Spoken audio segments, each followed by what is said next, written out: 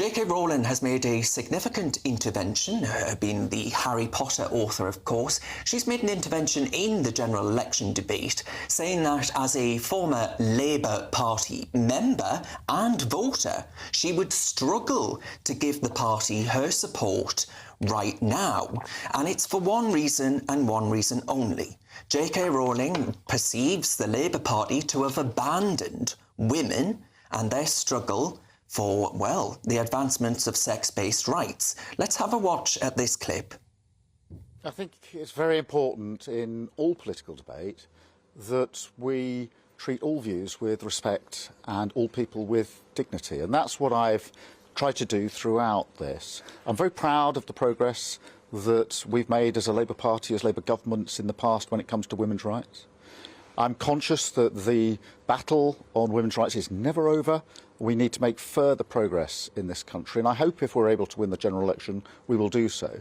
But what I want to do is to ensure that we make that progress by persuading people to vote Labour at the general election, turn their back on this government, usher in a Labour government to rebuild the country, but also use it as a reset moment where we can bring the country together, ensure that all debate is done in the respectful way that I think everybody wants. And so I think there's a real opportunity here now to make some progress.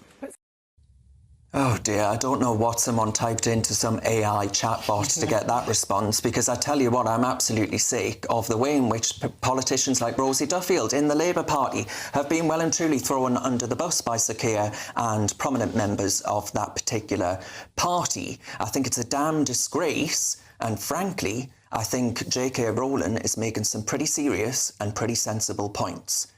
Now, Renee, you are the honorary woman on the panel. Why, thank you. Do you think J.K. Rowling has a point? Absolutely, 100%. And I'm so pleased that she continues to stand up for women, because she doesn't have to do that. She could sit back, be quiet, and not take the flack that she gets for this.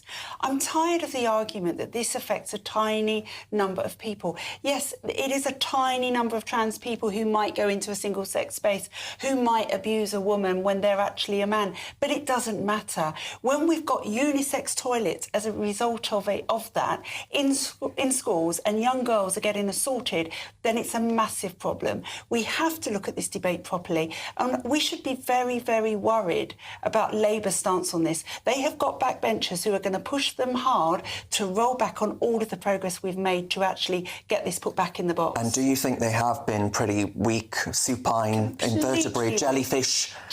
When it comes to Rosie Duffield especially, yes, and actually ensuring she has protection from harassment and all the rest of it. I don't know why Rosie Duffield stays in the party. She should defect somewhere where they're going to actually respect her views and look after her. She'd be fine in the Tories, because they're almost Labour anyway, but at least they do know that women need protecting. Benjamin, I assume you'd be saying, well, sling your ook, Rosie Duffield, you bigot. Not a quote. Well, look, clearly, you know, the Labour Party hasn't dealt with Rosie Duffield badly, because she's chosen to be a Labour MP. She's campaigning for Keir Starmer to be Prime Minister.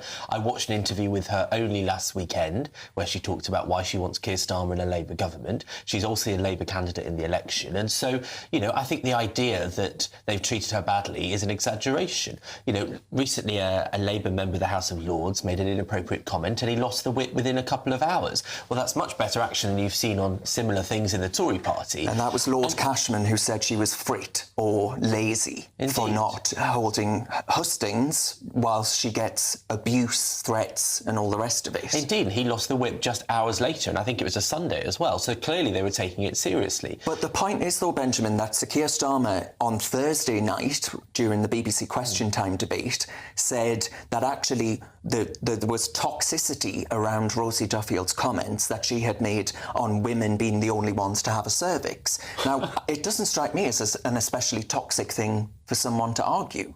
But there are people who want this debate to be a fight. They want more heat than light. And I think Keir Starmer's absolutely right to say that we shouldn't aim for that, because nobody gains from that. You know, for a start, we don't have unisex toilets because of transgender questions. You know, most buildings have unisex toilets and do it because of space issues. That's just not true. Schools have actually, who are completely on board with the transgender ideology, have changed their toilets from single-sex spaces into unisex spaces to satisfy satisfy that. And No, I don't think that's true at all. It's totally I don't think that's true. true at all. And also, I definitely don't think you should have unisex toilets. I think it's unnecessary in a school, let alone anywhere else. And, I just think it's nonsense to try and claim that schools across the country are forcing boys and girls into the same private loos or changing rooms. Well, It's complete fabrication. Ben, you're a dad. Do you worry about what the Labour Party will do policy-wise on these kinds of topics within schools, for example? I do, and funnily enough, 2 days ago I went to visit my 4-year-old's soon-to-be school. He starts in school in September, and it's a Church of England school.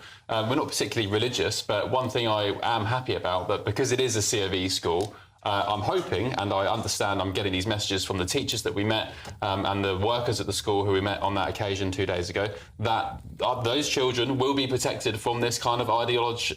It is an ideology. It is I an agree with you, ideology. Renee. Protected from what? What is it that you think happens? Well, I don't want my child going into a classroom plastered with trans flags, for example. I went into my bank the other day to Barclays. I don't care who you sleep with or whatever you do in your own time. I don't want to go into a bank and see trans flags everywhere. Mate, a flag is not going to hurt you in any way. It's just a flag. I don't want my... It's not just a flag. It's not, is it? It's not It just only a has a flag. political meaning to it, but like a flag is not something that's going to endanger or cause any risk for anyone. I completely understand and have a lot of sympathy for the point about But hang on women's a minute, sports and answer women's this question spaces. then. There's nothing violent about a flag. It's a flag. A business can But put we're up a not flag. talking about the flag. We're talking about the ideology that the flag presents. But let's step back here. What do we actually want here? Because I read J.K. Rowling's piece this morning in the Times. Very well written, very persuasive. I think she makes a lot of important points about women's rights. It's not entirely clear to me, though, what actually Keir Starmer said wrong. So if you actually look at what he said that you should treat people with respect and dignity about their views. He said the debate had become toxic. He didn't actually say that Rosie Duffield's comments were toxic. He said the debate had been toxic. But he has said that in the past. And indeed, he has said that in the past, but she's shifted his position. He won't admit this, but he's definitely shifted his position. I think J.K. Rowling's actually won the debate here in a very large sense, including with Keir Starmer, where they're very scared to just do anything. The problem with Keir Starmer is he says that, well, I've listened to what Tony Blair said, and Tony said that men have penises and women have vaginas. So, yeah, I think I'll agree with Tony Blair that I agree with that. It's a ridiculous true. thing. He moved actually his said position that. long before Tony Blair's comments. He moved his position a year to 2 years ago, so it's got nothing But to in do the with Tony Thursday Blair's recent debate, he comments. basically said, Uncle Tony said it, so it's fine now. Well, he was asked a question, I think, and he gave the answer. Look, people are trying to fearmonger and have a moral panic about the existence of trans people.